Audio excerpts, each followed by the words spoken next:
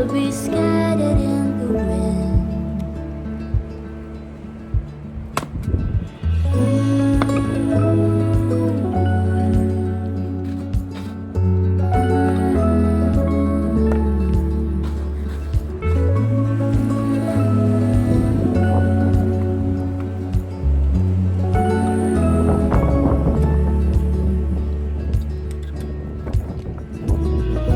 Through an empty bottle, I can see it all so clear. We're just broken people. We'll be scattered in the wind.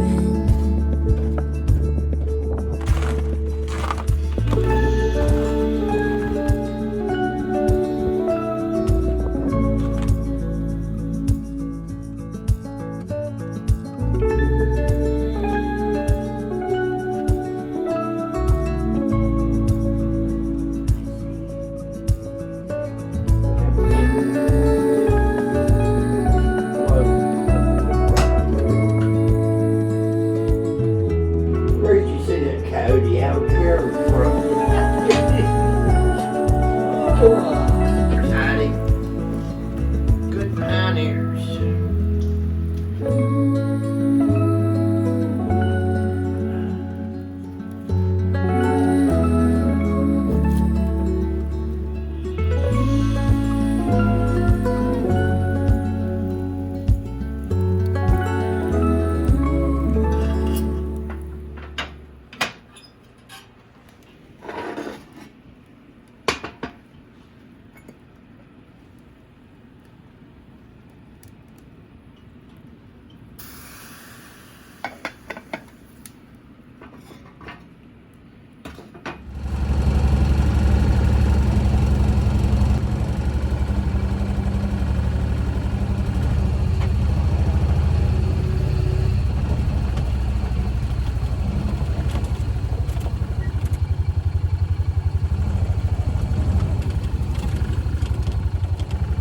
I was a little nervous taking the side-by-side up to the workshop. We had so much snow, and as you guys know, it's a pretty steep hill, so I was a little weary going up there.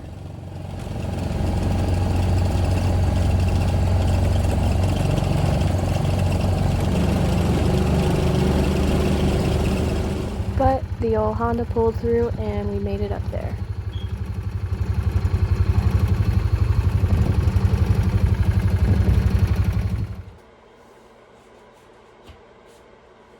So today I had the goal to install my first countertop. You guys know it's been such a long time coming. My mom was babysitting Elo, so I could really pull out all my power tools and just get to work. So first thing though, I had this one piece of paneling left to fill, so I had to get out this beloved project board that I've been absolutely hating and cut this one last piece on this wall.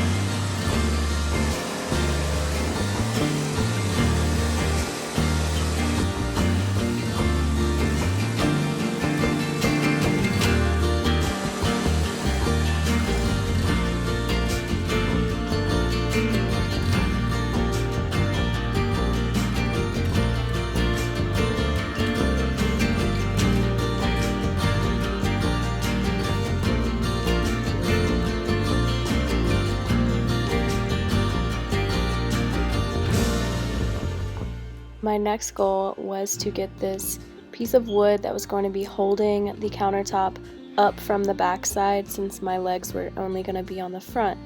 So this is where math came into play, and I absolutely hate math. So I had to figure out, my legs were 36 inches tall, so my countertop was going to sit on top of this board, but I also had to factor in my countertops, which are about a half an inch thick. I got the piece of board on there. Finding the studs was a little difficult because I hadn't marked it, but I found it.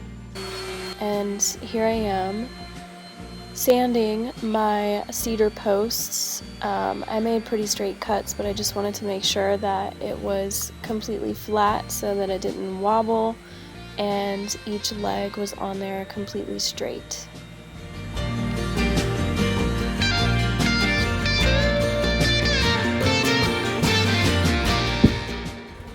I did leave the red cedar legs looking pretty rustic, very raw, I guess you could say. There's still some knots sticking out and some twigs and stuff like that. I'm gonna clean it up a little bit, but the more rustic the better.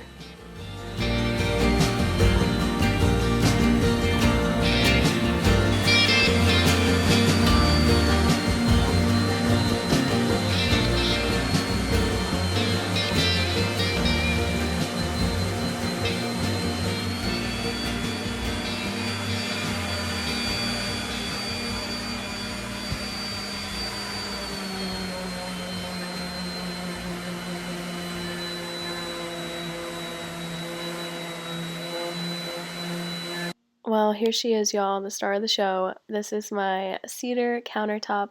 I'm so happy with how it's turned out so far, and to think that they used to be old fence pickets. I picked them up at Home Depot and turned it into this really cool countertop. So I'm going to be using these double-ended screws to connect my cedar legs to the countertop.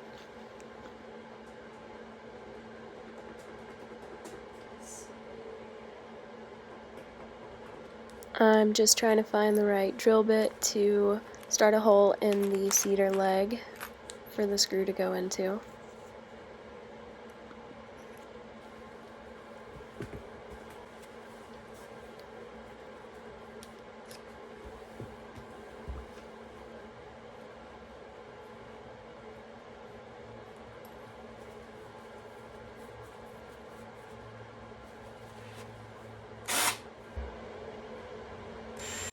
Another reason I chose to work with red cedar, other than that it's durable, is that it smells delicious. It smells so good, and I just love the fresh scent of cedar.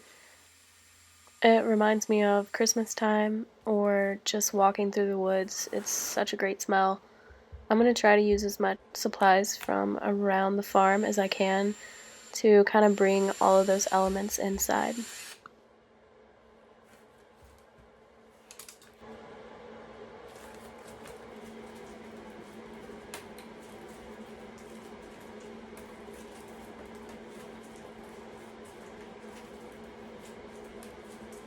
Screwing the legs onto the countertop was way easier than I thought it was going to be. I did only get 2 on there. I'm going to finish the third at another time, but I couldn't help it. I just had to see what it would look like up since it's taken this long. And you guys, it's so pretty!